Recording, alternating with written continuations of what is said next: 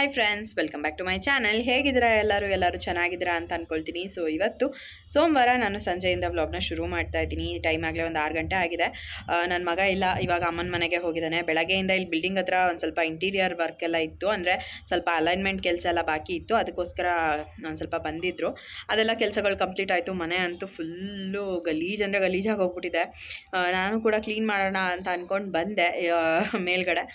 ಹಾಗೆಯೇ ಒಂದು ಸ್ವಲ್ಪ ಹೊತ್ತು ಇಲ್ಲೇ ಇದ್ಬಿಟ್ಟು ಕುತ್ಕೊಂಡು ಹೋಗೋಣ ಅಂತ ಅಂದ್ಬಿಟ್ಟು ಇಲ್ಲಿ ಗಿಡಗಳ ಹತ್ರ ಕುತ್ಕೊಂಡಿದ್ದೀನಿ. ನೆನ್ನೆ ಎಲ್ಲ ಒಂದು ಸ್ವಲ್ಪ ಕ್ಲೀನ್ ಮಾಡಿದ್ವಿ ಇಲ್ಲಿ. ಇವಾಗೆಲ್ಲ ಟೆರೇಸ್ಗೆ ಗಿಡಗಳನ್ನೆಲ್ಲ ಶಿಫ್ಟ್ ಮಾಡಿಬಿಟ್ಟಿದ್ದೀವಲ್ವ, ಒಂಥರ ಚೆನ್ನಾಗಿರುತ್ತೆ ಇಲ್ಲಿ ಬಂದು ಕುತ್ಕೊಳ್ಳೋದಕ್ಕೆ. ಏನೋ ಒಂಥರ ಮೈಂಡ್ ಪೀಸ್ ಅಂತ ಅನಿಸುತ್ತೆ. ನನಗಂತೂ ಒಂದು ಆಸೆ ಇದೆ, ಏನಂದರೆ ಫುಲ್ ಟೆರೇಸಲ್ಲಿ ಗಿಡ ಎಲ್ಲ ಹಾಕ್ಕೊಳ್ಬೇಕು ಅಂತ. ಅಂದರೆ ಆ ಕಡೆ ಒಂದು ಜಾಗ ಮತ್ತು ಈ ಕಡೆ ಒಂದು ಜಾಗ ಫುಲ್ಲು ಗಿಡಗಳನ್ನ ಹಾಕಬೇಕು ಅಂತ ಇಷ್ಟ. ನೋಡೋಣ ಹೇಗಾಗುತ್ತೆ ಅಂತ. ಮತ್ತು ಡಬಲ್ ಸ್ಟೆಪ್ ಬರುತ್ತಲ್ವ, ಒಂದು ಸ್ಟೆಪ್ ಮೇಲೆ ಒಂದು ಸ್ಟೆಪ್ ಕೆಳಗಡೆ ಥರ ಮಾಡಿಸ್ಬಿಟ್ಟು ಅಲ್ಲಿ ಆಮೇಲೆ ಪಾಟ್ ಎಲ್ಲ ಅರೇಂಜ್ ಮಾಡೋಣ ಅಂತ ಎಲ್ಲ ಐಡಿಯಾ ಇದೆ. ನೋಡೋಣ ಹೇಗಾಗುತ್ತೆ ಅಂತ. ನಾನು ಕೂಡ ಒಂದು ಸ್ವಲ್ಪ ಮೆಷರ್ಮೆಂಟ್ ಎಲ್ಲ ತೊಗೊಳ್ಳಿ ಅಂತ ಹೇಳಿದ್ದೀನಿ ನಮ್ಮ ರೈಲಿಂಗ್ಸ್ ಕೆಲಸ ಎಲ್ಲ ಮಾಡೋದಲ್ಲ ಅವರಿಗೆ. ಸೊ ಅವ್ರು ಏನಾದರೂ ಒಂದು ಸ್ವಲ್ಪ ನಮ್ಮ ಬಜೆಟಲ್ಲಿ ಹೇಳಿದ್ರೆ ಅದನ್ನು ಮಾಡಿಸ್ತೀನಿ. ಇಲ್ಲ ಅಂತ ಅಂದರೆ ನೋಡೋದು ಹೇಗಾಗುತ್ತೋ ಏನೋ. ಒಟ್ಟು ನಂದೆಲ್ಲ ಒಂದು ಸ್ವಲ್ಪ ಆಸೆಗಳಿದೆ. ಅಂದರೆ ಲೈಕ್ ಈ ಥರ ಮಾಡಬೇಕು, ಒಂದು ಮಿನಿ ಗಾರ್ಡನ್ ಥರ ಇರಬೇಕು, ಮೇಲೆ ಬಂದಾಗ ಒಂಥರ ತಂಪು ಅಂತ ಅನಿಸ್ಬೇಕು ಅಂದ್ಬಿಟ್ಟು. ಸೊ ಹಾಗಾಗಿ ನನ್ನ ಯೋಚನೆಯಲ್ಲಿ ನಾನು ಈ ರೀತಿಯಾಗೆಲ್ಲ ಅಂದ್ಕೊಂಡಿದ್ದೀನಿ. ನನಗೆ ನಾನು ನಮ್ಮ ಅಜ್ಜಿ ಮನೆಯಿಂದ ತೊಗೊಂಡು ಬಂದೆ. ನೋಡೋಣ ಎಷ್ಟು ವರ್ಷ ನಾನು ಈ ಒಂದು ಗಿಡನ ಇಟ್ಕೊಳ್ತೀನಿ ಅಂತ ಅಂದ್ಬಿಟ್ಟು. ಬಟ್ ನನಗೇನೋ ಗೊತ್ತಿಲ್ಲ, ಈ ಗಿಡ ನಂಗೆ ತುಂಬ ಇಷ್ಟ. ಲಕ್ಷ್ಮಿಗೆ ತುಂಬ ಇಷ್ಟ ಅಂತ ಹೇಳ್ತಾರೆ ಅದು. ಹಾಗಾಗಿ ನಾನು ನಮ್ಮ ಅಜ್ಜಿ ಮನೆಯಿಂದ ಗಿಡ ಅಲ್ಲ, ಪಾಟನ್ನೇ ಎತ್ಕೊಂಡ್ಬಂದ್ಬಿಟ್ಟಿದ್ದೀನಿ. ನಮ್ಮ ಅಜ್ಜಿ ಎಷ್ಟು ವರ್ಷಗಳಿಂದ ಇಟ್ಕೊಂಡಿರೋ ಗೊತ್ತಿಲ್ಲ ಈ ಒಂದು ಪಾಟ್ನ, ಬಟ್ ಅದನ್ನೇ ಎತ್ಕೊಂಡು ಬಂದ್ಬಿಟ್ಟಿದ್ದೀನಿ ನಾನು. ಸೊ ಒಂದು ಸ್ವಲ್ಪ ಗಿಡಗಳೆಲ್ಲ ನಾನು ಮೊನ್ನೆ ನಮ್ಮ ಇವ್ರ ಮನೆಗೆ ಹೋಗಿದ್ನಲ್ಲ, ಅಜ್ಜಿ ಮನೆಗೆ, ಹಾಗೆ ನಮ್ಮ ದೊಡ್ಡ ಮಾಮ ಮನೆಯಲ್ಲಿ ಒಂದಷ್ಟು ಗಿಡಗಳಿದ್ವು. ನಮ್ಮ ಅತ್ತೆ ಹಾಕಿದ್ದಿದ್ದು ಮತ್ತು ನಮ್ಮ ರಕ್ಷು ಹಾಕಿದ್ದಿದ್ದು. ಅದರೊಳಗೆ ಒಂದು ಸ್ವಲ್ಪ ಗಿಡಗಳನ್ನೆಲ್ಲ ತೊಗೊಂಡು ಬಂದಿದ್ದೀನಿ. ಏನಂದರೆ ಚಿಕ್ಕ ಚಿಕ್ಕ ಗಿಡಗಳನ್ನೆಲ್ಲ ತೊಗೊಂಬಂದರೆ ನಾವು ನೀಟಾಗಿ ಅದನ್ನು ಬೆಳೆಸ್ಬೋದು. ತುಂಬ ದೊಡ್ಡದೆಲ್ಲ ತೊಗೊಂಬಂದ್ಬಿಟ್ರೆ ಅದು ಬೆಳೆಸೋದಕ್ಕೂ ಕಷ್ಟ, ಆಮೇಲೆ ಚೆನ್ನಾಗಿ ಬೆಳೆಯೋಲ್ಲ ಕೂಡ. ಸೊ ಹಾಗಾಗಿ ಒಂದಷ್ಟು ಗಿಡಗಳನ್ನೆಲ್ಲ ತೊಗೊಂಡು ಬಂದಿದ್ದೀನಿ. ಇನ್ನೂ ಒಂದಷ್ಟು ಗಿಡಗಳು ನಾನು ಅಂದ್ಕೊಂಡಿರೋ ಪ್ರಕಾರ ಏನಂದರೆ ಅಟ್ಲೀಸ್ಟ್ ತಿಂಗಳಿಗೆ ಒಂದು 2-3 ಗಿಡನಾದ್ರೂ ನರ್ಸರಿಗೆ ಹೋಗಿ ತೊಗೊಂಬರೋಣ ಅಂತ ಅಂದ್ಕೊಂಡಿದ್ದೀನಿ. ನನಗೆ ಗೊತ್ತಿಲ್ಲ ಎಷ್ಟು ಮಟ್ಟಿಗೆ ಫಾಲೋ ಮಾಡ್ತೀನಿ ಅಂತ, ಬಟ್ ಆದಷ್ಟು ಫಾಲೋ ಮಾಡೋಣ ಅಂತ ಅಂದ್ಕೊಂಡಿದ್ದೀನಿ. ನೋಡೋಣ ಹೇಗಾಗುತ್ತೆ ಅಂತ. ಹಾಗೆಯೇ ಅದು ಈ ರೀತಿಯಾಗಿ ಇದೆ ನಮ್ಮ ಮನೆಯಲ್ಲಿ. ಇನ್ನು ನಮ್ಮ ಮನೆ ಕೆಳಗಡೆ ಎಷ್ಟೋ ಕೆಲಸಗಳೆಲ್ಲ ಬಾಕಿ ಇದೆ.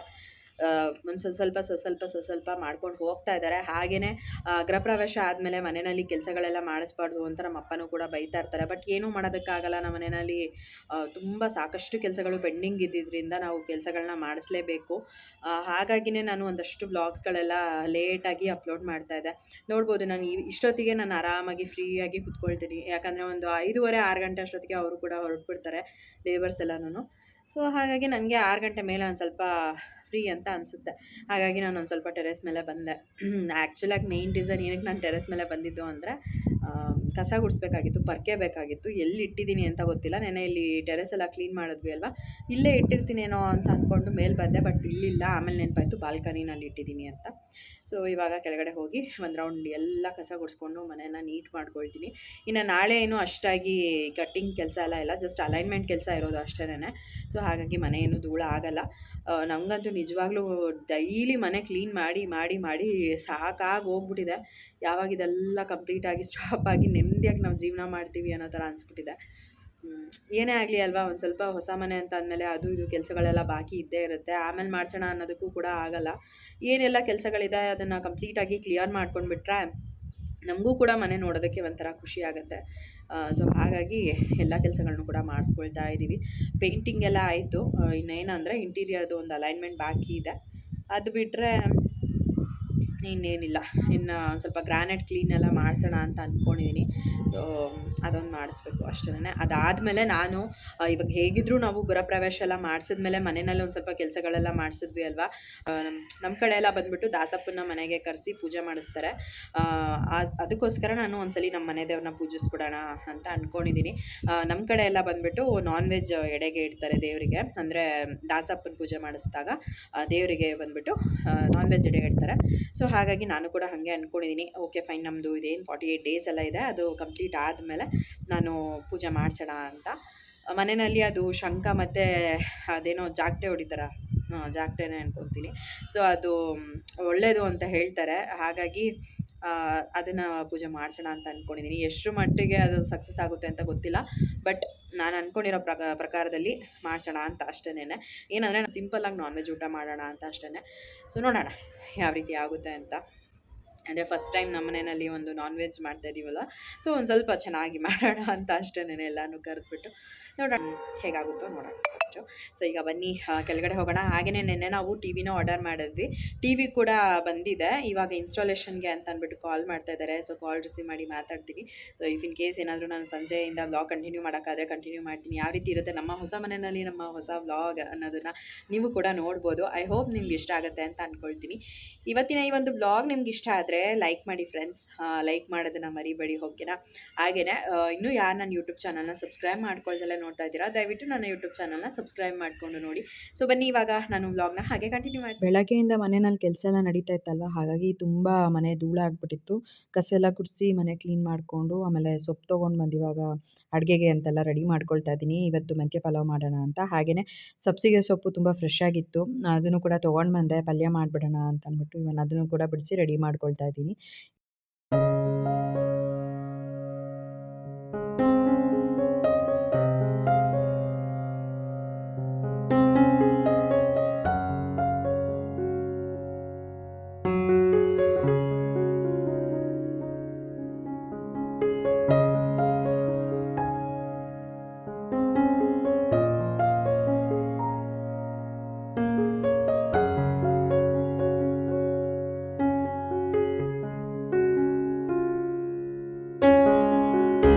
ಸೊಪ್ಪೆಲ್ಲ ಬಿಡಿಸಿ ರೆಡಿ ಮಾಡ್ಕೊಂಡಿದ್ದಾಯಿತು. ಇವಾಗ ಮೆಂತ್ಯ ಬಾತ್ ಮಾಡೋದಕ್ಕೆ ಮಸಾಲೆನ ಗ್ರೈಂಡ್ ಮಾಡಿ ರೆಡಿ ಮಾಡ್ಕೊಳ್ತಾ ಇದ್ದೀನಿ.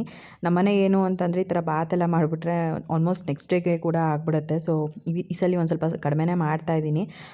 ಮತ್ತು ನೆಕ್ಸ್ಟ್ ಡೇ ಅದನ್ನು ತಿನ್ನಬೇಕು ಅಂದರೆ ಆಗಲ್ಲ ಅಲ್ವಾ. ಸೊ ಹಾಗಾಗಿ ಒನ್ ಟೈಮ್ಗೆ ಆಗುವಷ್ಟು ಮಾಡ್ತಾಯಿದ್ದೀನಿ. ಮತ್ತು ಹೇಗಿದ್ರೂ ಸಬ್ಸಿಗೆ ಸೊಪ್ಪಿತ್ತು, ಬೋಂಡ ಮಾಡಿಬಿಡು ಅಂತ ಜೀವನ್ ಹೇಳಿದ್ರು. ಹಾಗಾಗಿ ಇವನ್ನ ಬೋಂಡಾಗೆ ಕೂಡ ರೆಡಿ ಮಾಡ್ಕೊಳ್ತಾ ಇದ್ದೀನಿ. ಒಂದು ಸ್ವಲ್ಪ ಜಾಸ್ತಿ ಕ್ವಾಂಟಿಟಿನಲ್ಲೇ ಮಾಡಿದ್ರೆ ಅಮ್ಮನ ಮನೆಗೆ ಕೂಡ ಕೊಟ್ಟು ಕಳಿಸ್ಬೋದಲ್ವಾ ಅಂತ ಅಂದ್ಬಿಟ್ಟು ಸಬ್ಸಿಗೆ ಸೊಪ್ಪೆಲ್ಲ ಕಟ್ ಮಾಡಿ ಬೋಂಡಕ್ಕೆಲ್ಲ ರೆಡಿ ಮಾಡ್ಕೊಳ್ತಾ ಇದ್ದೆ. ಇನ್ನು ಜೀವನ್ ಅಪ್ಪುಗೆ ಓದಿಸ್ತಾ ಇದ್ದಾರೆ. ಅವ್ನಿಗೆ ಇವಾಗ ಕನ್ನಡ ಎಲ್ಲ ಕೂಡ ಇದೆ ಸ್ಕೂಲಲ್ಲಿ. ಅವ್ನಿಗೊಂದು ಸ್ವಲ್ಪ ಕಷ್ಟ ಆಗ್ತಾಯಿದೆ. ಜೀವನ್ ಕೂಡ ಅದನ್ನೆಲ್ಲ ಕುತ್ಕೊಂಡು ಹೇಳ್ಕೊಂಡು ಕೊಡ್ತಾ ಇದ್ದಾರೆ. ಇನ್ನು ನಾನು ಅಡುಗೆ ಮನೆ ಕೆಲಸ ಎಲ್ಲ ಮಾಡ್ಕೊಳ್ತಾ ಇದ್ದೀನಿ. ಆ್ಯಕ್ಚುಲಾಗಿ ಇವತ್ತು ಟಿ ವಿ ಫಿಕ್ಸ್ ಮಾಡಬೇಕಾಗಿತ್ತು. ಅವ್ರು ಬಂದಿರೋರು ಕೂಡ ವಾಪಸ್ ಹೊರಟೋಗ್ಬಿಟ್ರು ಅಲ್ವಾ. ಸರಿ ಇನ್ನೇನು ಮಾಡೋಕ್ಕಾಗಲ್ಲ, ನೆಕ್ಸ್ಟ್ ಡೇ ಬೇರೆ ಯಾರನ್ನೋ ಕಳ್ಸ್ಕೊಂಡು ಕೊಡ್ತೀನಿ ಅಂತ ಹೇಳಿದ್ರು. ನಾವು ಇನ್ನೇನು ಅರ್ಜೆಂಟಲ್ಲಿ ಯಾವುದೂ ಕೆಲಸ ಮಾಡಿಸೋದು ಬೇಡ, ಆರಾಮಾಗೇ ಮಾಡಲಿ, ತೊಂದರೆ ಇಲ್ಲ ಅಂತ ಅಂದ್ಬಿಟ್ಟು ನಾವು ಸುಮ್ಮನೆ ಸಬ್ಸಿಗೆ ಸೊಪ್ಪಿತ್ತಲ್ವ, ಸೊ ಅದನ್ನೆಲ್ಲ ಕಟ್ ಮಾಡಿ ಬೋಂಡ ಮಾಡ್ತಾಯಿದ್ದೀನಿ. ಆಫ್ಟರ್ ಲಾಂಗ್ ಟೈಮ್ ನಮ್ಮ ಮನೆಯಲ್ಲಿ ಸಬ್ಸಿಗೆ ಸೊಪ್ಪಿನ ಬೋಂಡ ಮಾಡ್ತಾ ಇರೋದು. ಟೇಸ್ಟ್ ವೈಸ್ ಅಂತೂ ತುಂಬಾ ಚೆನ್ನಾಗಿತ್ತು. ನನಗಂತೂ ಪರ್ಸ್ನಲಿ ತುಂಬಾ ಇಷ್ಟ ಆಗುತ್ತೆ.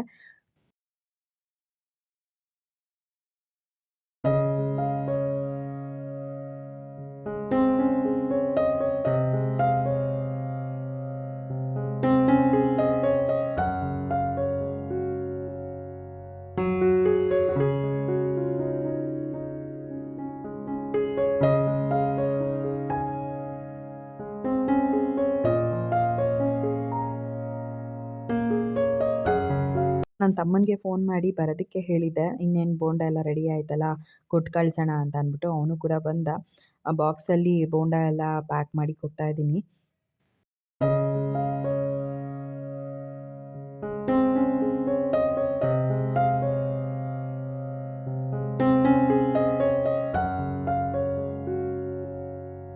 ಸೊ ನೈಟ್ ಊಟ ತುಂಬಾ ಚೆನ್ನಾಗಿತ್ತು. ಬಿಸಿ ಬಿಸಿ ಬೋಂಡ ಜೊತೆಗೆ ಸಬ್ಸಿಗೆ ಸೊಪ್ಪಿನ ಪಲ್ಯ ಮತ್ತು ಮೆಂತ್ಯ ಬಾತು. ಆಮೇಲೆ ನೆಕ್ಸ್ಟ್ ಡೇ ಬಂದು ನನ್ನ ತಂಗಿ ಬಂದಿದ್ಲು. ಇವಾಗ ಅವಳು ಆಫೀಸಿಗೆ ಹೋಗೋದಕ್ಕೆ ರೆಡಿ ಆಗ್ತಾ ಇದ್ದಾಳೆ. ಆ್ಯಕ್ಚುಲಾಗಿ ನೈಟೇ ಬಂದರು ಅವರು. ನಾನು ಆವತ್ತಿನ ದಿನ ನೈಟ್ ಏನೂ ವ್ಲಾಗ್ ಮಾಡ್ಕೊಳಕ್ಕಾಗಲಿಲ್ಲ. ಮತ್ತು ನಾನು ವ್ಲಾಗ್ನ ಬೆಳಗ್ಗೆ ಕಂಟಿನ್ಯೂ ಮಾಡ್ತಾಯಿದ್ದೀನಿ. ಅಪ್ಪುಗೆ ವೈರಲ್ ಫೀವರ್ ಇತ್ತು, ಹಾಗಾಗಿ ಅವನ್ನ ಸ್ಕೂಲಿಗೆ ಕಳಿಸಿಲ್ಲ. ಒಂದು ಸ್ವಲ್ಪ 3 ಡೇಸ್ ಬೇಡ ಅಂತ ಅಂದ್ಬಿಟ್ಟು, ಮತ್ತು ಬೇರೆ ಮಕ್ಕಳಿಗೆ ಕೂಡ ಸುಮ್ಮನೆ ಸ್ಪ್ರೆಡ್ ಆಗುತ್ತೆ ಅಂತ ಅಂದ್ಬಿಟ್ಟು ಅಷ್ಟೇನೆ. ಮತ್ತು ಇವಾಗ ಕೆಳಗಡೆ ಹೋಗಿ ಬಾಗಿಲೆಲ್ಲ ತೊಳೆದು ರಂಗೋಲಿ ಕೂಡ ಹಾಕ್ಬಿಟ್ಟು ಬಂದುಬಿಡೋಣ ಅಂತ ಅಂದ್ಬಿಟ್ಟು ಕೆಳಗಡೆ ಬಂದೆ. ಸೊ ಸಿಂಪಲಾಗಿ ಈ ರೀತಿಯಾಗಿ ಒಂದು ರಂಗೋಲಿ ಹಾಕಿದ್ದೀನಿ. ನನಗಂತೂ ಆಲ್ಮೋಸ್ಟ್ ಆಲ್ ರಂಗೋಲಿ ಎಲ್ಲ ಮರ್ತೇ ಹೋಗಿದೆ. ನನಗೆ ಯಾವ ಡಿಸೈನ್ ಅನಿಸುತ್ತೆ ಅದನ್ನು ಹಾಕಿಬಿಟ್ಟು ಬರ್ತೀನಿ. ಸದ್ಯಕ್ಕೆ ಇವಾಗ ಈ ಒಂದು ಡಿಸೈನ್ ಹಾಕಿ ಬಂದೆ. ಮತ್ತು ಇನ್ನು ನಮ್ಮನೆ ಬಾಗಿಲೆಲ್ಲ ತೊಳೆದು ಅಲ್ಲಿ ಕೂಡ ರಂಗೋಲಿ ಹಾಕಬೇಕು ಮನೆ ಬಾಗಿಲು ಮುಂದೆ. ನನ್ನ ತಂಗಿ ಇನ್ನೇನು ಹೊರಡ್ತಾಳಲ್ವ, ಅವಳು ಹೊರಟ ಮೇಲೆ ನಾನು ಎಲ್ಲ ಕ್ಲೀನ್ ಮಾಡ್ಕೊಳ್ಳೋಣ ಅಂತ ಅಂದ್ಕೊಂಡೆ. ಮಂಜು ಅವರು ಬಂದಿದ್ದರು ನನ್ನ ತಂಗಿನ ಕರ್ಕೊಂಡು. ಅವರು ಕೂಡ ಇವಾಗ ಆಫೀಸ್ಗೆ ಹೋಗ್ತಾ ಇದ್ದಾರೆ.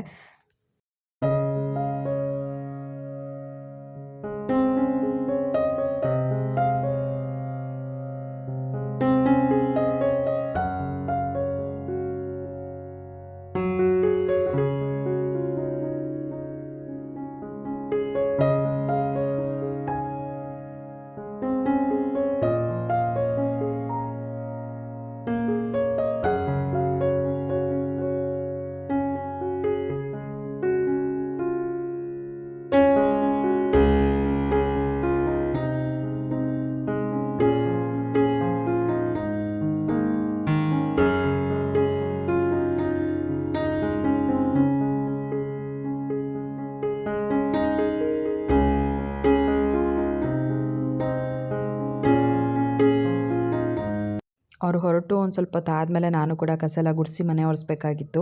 ಆಲ್ಮೋಸ್ಟ್ ಅದನ್ನೆಲ್ಲ ಮಾಡಿಕೊಂಡೆ. ಇನ್ನೇನು ಬಾಗಿಲೆಲ್ಲ ತೊಳೆದು ಅಲ್ಲಿ ಕೂಡ ರಂಗೋಲಿ ಹಾಕಬೇಕಾಗಿತ್ತು. ಸೊ ನಮ್ಮನೆ ಬಾಗಿಲು ಮುಂದೆ ನನಗೆ ರಂಗೋಲಿ ಹಾಕೋದು ಅಂದರೆ ತುಂಬಾ ಇಷ್ಟ. ತುಂಬಾ ಚೆನ್ನಾಗಿ ಕಾಣಿಸ್ತಾ ಇರುತ್ತೆ ಆ ಬ್ಲ್ಯಾಕ್ ಗ್ರಾನೈಟ್ಗೂ ರಂಗೋಲಿಗೂ. ಸೊ ತುಂಬಾ ಇಷ್ಟ ಆಗುತ್ತೆ. ಸೊ ಈ ರೀತಿಯಾಗಿ ಸಿಂಪಲ್ಲಾಗಿ ನಾನು ರಂಗೋಲಿನ ಹಾಕಿದ್ದೀನಿ ಮನೆ ಬಾಗಿಲು ಮುಂದೆ.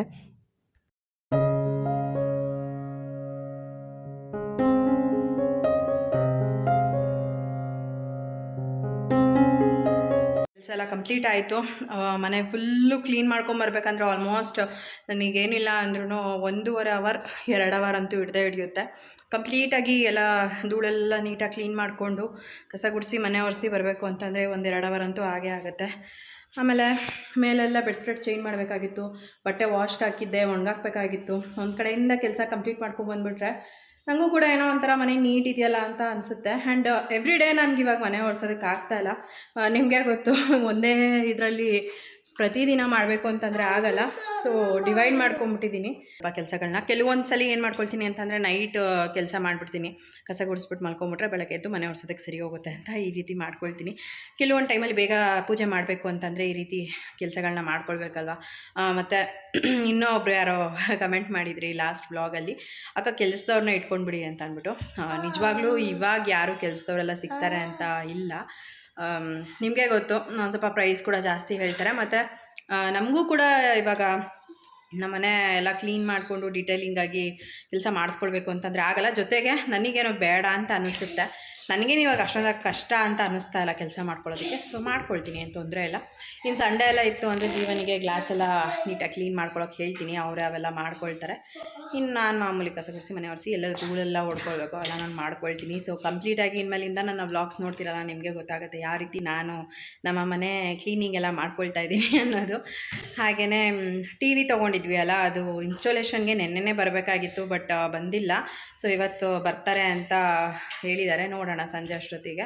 ಅಂದರೆ ಅವರು 1-2 ಕಡೆ ಏನೋ ಕಂಪ್ಲೀಟ್ ಮಾಡ್ಕೊಳ್ಬೇಕು ಮೇಡಮ್, ಆಮೇಲೆ ನಿಮ್ಮ ಕಡೆ ಬರ್ತೀನಿ, ಒಂದು 5 ಗಂಟೆ ಆಗುತ್ತೆ ಅಂತ ಹೇಳಿದ್ದಾರೆ. ಸೊ ನೋಡೋಣ ಹೇಗಾಗುತ್ತೆ ಅಂತ. ನನ್ನ ಮಗ ಅಂತೂ ಈ ಗಿಡನ ಹಾಳು ಮಾಡಾಕ್ಬಿಡ್ತಾನೆ. ಫಸ್ಟ್ ಆ ಕಡೆ ಇಟ್ಟಿದ್ದೆ ಅದನ್ನು, ಟಿ ವಿ ಯೂನಿಟ್ ಪಕ್ಕ. ಆಮೇಲೆ ಇವಾಗ ತೆಗೆದು ಇಲ್ಲಿಟ್ಟಿದ್ದೀನಿ. ಅಂದರೆ ಚೇಂಜ್ ಮಾಡ್ತಾ ಇರೋಣ ಅವಾಗವಾಗ ಅಂತ ಅಷ್ಟೇನೆ. ಒಂದೇ ಕಡೆ ಇದ್ದರೆ ನೋಡೋದಕ್ಕೂ ಕೂಡ ಅಷ್ಟಾಗಿ ಅನಿಸಲ್ಲ ಅಲ್ವ. ಸೊ ಹಾಗಾಗಿ ಅವಾಗವಾಗ ಚೇಂಜ್ ಮಾಡೋಣ ಅಂತ. ಮತ್ತು ಇದು ಮೊನ್ನೆ ನಾನು ಉಷಾಕವ್ರ ಮನೆಯಿಂದ ತೊಗೊಂಡು ಬಂದೆ ನೋಡಿ. ಅವ್ರ ಮನೆ ಹತ್ರ ಒಂದು ನರ್ಸರಿ ಇತ್ತು ಅಂತ ಅಂದ್ಬಿಟ್ಟು ಆ ಒಂದು ಬುದ್ಧ ಪ್ಲ್ಯಾಂಟ್ನ ತೊಗೊಂಡು ಬಂದೆ. ಅಂದರೆ ಜೇಡ್ ಪ್ಲ್ಯಾಂಟ್ ಹಾಕಿದ್ದೀನಿ ಆ ಒಂದು ಸೆರಾಮಿಕ್ ಪಾಟಿಗೆ. ಸೊ ಅದು ಕೂಡ ಅಷ್ಟೇ ತುಂಬಾ ಚೆನ್ನಾಗಿ ಕಾಣಿಸುತ್ತೆ. ಅದೇನೋ ಹಾಲಲ್ಲಿ ಒಂಥರ ಚೆನ್ನಾಗಿ ಅನ್ನಿಸ್ತಾ ಇದೆ. ಸೊ ಬೆಳಗ್ಗೆಯಿಂದ ನನಗೇನು ಅಷ್ಟಾಗಿ ವ್ಲಾಗ್ ಮಾಡ್ಕೊಳ್ಳೋದಕ್ಕಾಗಲಿಲ್ಲ. ತಿಂಡಿ ಬಂದುಬಿಟ್ಟು ಫ್ರೈಡ್ ರೈಸ್ ಮಾಡಿದ್ದೆ. ನನ್ನ ತಂಗಿ ಮತ್ತು ಮಂಜು ಅವ್ರು ಬಂದಿದ್ದರು, ಅವರು ಕೂಡ ಹೊರಟರು ಆಫೀಸ್ಗೆ ಹೋಗಬೇಕು ಅಂತ. ಟೈಮ್ ಆಗಲೇ ಇವಾಗ 11:30 ಆಗ್ತಾಯಿದೆ. ಇವಾಗ ಹೋಗಿ ಸ್ನಾನ ಮಾಡಿ ಪೂಜೆ ಮಾಡಿಬಿಟ್ರೆ ನನ್ನ ಕೆಲಸ ಕಂಪ್ಲೀಟ್ ಆಯಿತು. ಅಪ್ಪಗೆ ಸ್ನಾನ ಮಾಡಿಸಲ್ಲ. ಏನಕ್ಕೆ ಮಾಡಿಸ್ಬೇಕು? ಸೊ ಸ್ನಾನ ಎಲ್ಲ ಮಾಡಿಕೊಂಡು ಬಂದೆ. ಅಷ್ಟೊತ್ತಿಗೆ ಟಿ ವಿ ಇನ್ಸ್ಟಾಲೇಷನ್ ಮಾಡೋದಕ್ಕೆ ಅಂತ ಕೂಡ ಬಂದರು. ಜೀವನ ಅವತ್ತು ಹುಷಾರಿರಲಿಲ್ಲ ಅಂತ ಅವರು ಕೂಡ ಹಾಫ್ ಡೇ ಬಂದುಬಿಟ್ರು. ಸರಿ ಬಿಡಿ, ಇನ್ನೇನು ಸಂಜೆ ಪೂಜೆ ಮಾಡೋಣ ಅಂತ ಅಂದ್ಕೊಂಡು ಸುಮ್ಮನೆ ಆದೆ. ಸೊ ಇವಾಗ ನಮ್ಮ ಮನೇಲಿ ಹೊಸ ಟಿ ವಿನ ಇನ್ಸ್ಟಾಲ್ ಮಾಡ್ತಾ ಇದ್ದಾರೆ. ನಿಜವಾಗ್ಲೂ ಒಂಥರ ಖುಷಿ ಆಗ್ತಾಯಿತ್ತು ನನಗೆ. ನನ್ನ ಒಂದು ಡ್ರೀಮ್ ಅಂತಲೇ ಹೇಳ್ಬೋದು. ನಾವು ಮನೆ ಏನಾದರೂ ಕಟ್ಟಿಸಿದ್ರೆ ನಾನೊಂದು ದೊಡ್ಡ ಟಿ ವಿ ತೊಗೊಳ್ಬೇಕು ಅಂತ ತುಂಬ ಆಸೆ ಪಡ್ತಾಯಿದ್ದೆ. ಫೈನಲಿ ಈ ಒಂದು ಆಸೆ ನೆರವೇರಿದೆ ಅಂತ ಹೇಳ್ಬೋದು. ಮತ್ತು ತುಂಬ ಜನ ಅಂದ್ಕೊಂಬಿಡ್ತಾರೆ, ನಾವು ಈಗ ಸದ್ಯಕ್ಕೆ ಮನೆ ಕಟ್ಸಿದ್ದೀವಿ ಮತ್ತು ಎಲ್ಲ ಮನೆಗೆ ಹೊಸ ಹೊಸ ವಸ್ತುಗಳನ್ನ ತೊಗೊಳ್ತಾ ಇದ್ದಾರೆ, ಎಲ್ಲಿಟ್ಟಿದ್ದಾರೆ ಇವರು ಕಾಸು ಅಂತ. ನಿಜವಾಗ್ಲೂ ಹೇಳಬೇಕು ಅಂತ ಅಂದರೆ EMIನಲ್ಲಿ ತೊಗೊಂಡಿರೋ ಅಂಥದ್ದು. ಸೊ ಪ್ರತಿ ತಿಂಗಳು EMI ಕಟ್ಕೊಂಡು ಹೋಗಬೇಕು. ಸೊ ಹೇಗೋ ಆಗುತ್ತೆ ಅಂತ ಅಂದ್ಬಿಟ್ಟು. ಬಟ್ ನಾವು ಯಾವಾಗಲೂ ಕೂಡ ಮೇಲ್ಗಡೆ ರೂಮ್ಗೆ ಹೋಗಿ ಟಿ ವಿ ನೋಡಬೇಕು ಅಂತ ಅಂದರೆ ಆಗ್ತಾ ಇರಲಿಲ್ಲ. ಸೊ ಹಾಗಾಗಿ ತೊಗೊಳ್ಳೋಣ ಅಂತ ಅಂದ್ಬಿಟ್ಟು ಎಕ್ಸ್ಚೇಂಜ್ಗೆ ಕೇಳಿದ್ವಿ. ಬಟ್ ನಮ್ಮ ಮನೆಯಲ್ಲಿ ಏನು ಹಳೆ ಟಿ ವಿ ಇದೆ ಅದನ್ನು ಅವರು 3,000 ರೂಪಾಯಿಗೆ ತೊಗೊಳ್ತೀನಿ ಅಂತ ಹೇಳಿದ್ರು. ಸುಮ್ಮನೆ 3,000 ರೂಪಾಯಿಗೆ ಆ ಒಂದು ಟಿ ವಿನ ಕೊಡಬೇಕಲ್ಲ ಅಂತ ಅಂದ್ಬಿಟ್ಟು ನಾವು ಬೇಡ ಬಿಡು ಅದನ್ನು ರೂಮಲ್ಲೇ ಹಾಕ್ಬಿಡೋಣ ಅಂತ ಅಂದ್ಬಿಟ್ಟು ರೂಮಲ್ಲೇ ಅದನ್ನು ಹಾಕ್ಸಿದ್ವಿ. ಇನ್ನು ನಮ್ಮದೇನು ಕೆಳಗಡೆ ಹೊಸ ಟಿ ವಿ ಇದೆ ಅದು ಬಂದುಬಿಟ್ಟು ನಮಗೆ ಕಾಸ್ಟು ವಿತ್ ಇನ್ಶೂರೆನ್ಸ್ ಎಲ್ಲ ಸೇರಿ 85,000 ಆಯಿತು. ಸೊ ನಿಜವಾಗ್ಲೂ ಒಂಥರ ಖುಷಿ ಆಯಿತು ಅಂತಲೇ ಹೇಳ್ಬೋದು. ನಮ್ಮ ಮನೆಯಲ್ಲಿ ನಾವು ಹೊಸ ಟಿ ವಿ ತೊಗೊಂಡಿರೋದು. ನಾವು ಟಿ ವಿ ಎಲ್ಲ ಇನ್ಸ್ಟಾಲ್ ಮಾಡಿದ್ದಾದಮೇಲೆ ನನ್ನ ಮಗ ಟಿ ವಿನ ನೋಡಿ ತುಂಬ ಖುಷಿಪಟ್ಟ. ಆಮೇಲೆ ಏನು ಹಾಕಬೇಕು ಅಂತ ಕೇಳಿದ್ದಕ್ಕೆ ಅವ್ನು ಫಸ್ಟ್ ಕೇಳಿದ್ದಾನೆ KGF ಮೂವಿದು ಸಾಂಗ್ ಹಾಕೋದಕ್ಕೆ. ಅವನಂತೂ ಅವ್ನು ಎಕ್ಸೈಟ್ಮೆಂಟ್ ನೋಡಬೇಕು, ತುಂಬ ಖುಷಿಪಟ್ಟು ಕುಣಿದಾಡ್ತಾ ಇದ್ದ.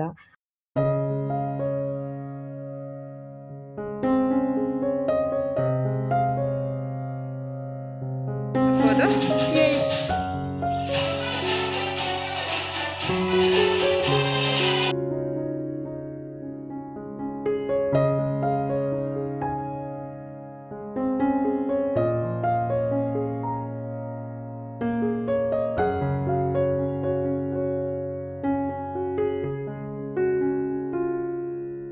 ಟಿವಿ ಇನ್ಸ್ಟಾಲ್ ಮಾಡಿ ಹೋದ್ರು. ಇನ್ನೇನು ಸಂಜೆ ಕೂಡ ಆಯ್ತಲ್ಲ, ನಾನು ಕೂಡ ಫೇಸ್ ವಾಶ್ ಮಾಡ್ಕೊಂಬಂದು ಆಮೇಲೆ ದೇವ್ರ ದೀಪ ಹಚ್ತಾ ಇದ್ದೀನಿ. ಸೊ ಪೂಜೆ ಎಲ್ಲ ಮಾಡಿದ್ಮೇಲೆ ಒಂಥರ ತುಂಬ ಚೆನ್ನಾಗಿ ಕಾಣಿಸ್ತಾ ಇತ್ತು ದೇವ್ರ ಮನೆ. ಆವತ್ತಿನ ದಿನ ಧೂಪ ಕೂಡ ಹಚ್ಚಿದ್ದೆ.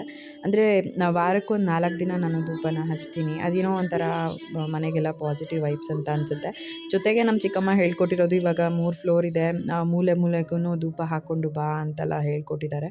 ಸೊ ಹಾಗಾಗಿ ಅದನ್ನು ಒಂದು ಸ್ವಲ್ಪ ಫಾಲೋ ಮಾಡ್ತಾ ಇದ್ದೀನಿ. ಸೊ ಧೂಪ ಎಲ್ಲ ಮನೆಗೆ ಹಾಕ್ಕೊಂಡು ಬಂದೆ. ಸೊ ಏನೋ ದೇವ್ರ ಮುಂದೆ ನೋಡ್ಕೊಂಡು ಕುತ್ಕೊಳ್ಳೋಣ ಅಂತ ಅನ್ನಿಸ್ತಾ ಇತ್ತು. ಹಾಗೆ ಒಂದು ವಿಡಿಯೋ ಕ್ಲಿಪ್ಪಿಂಗ್ನ ಕೂಡ ತೊಗೊಂಡೆ. ನನಗಂತೂ ನಿಜವಾಗ್ಲೂ ದೇವ್ರ ಮನೆಗೆ ಬಂದ್ರೇ ಒಂಥರ ನೆಮ್ಮದಿ ಫೀಲ್ ಅನಿಸುತ್ತೆ. ಯಾವಾಗಲೂ ಕೂಡ ಒಂಥರ ಏನೋ ನೆಮ್ಮದಿ ಅನಿಸುತ್ತೆ ವೆಂಕಟೇಶ್ವರನ ನೋಡಿದಾಗ.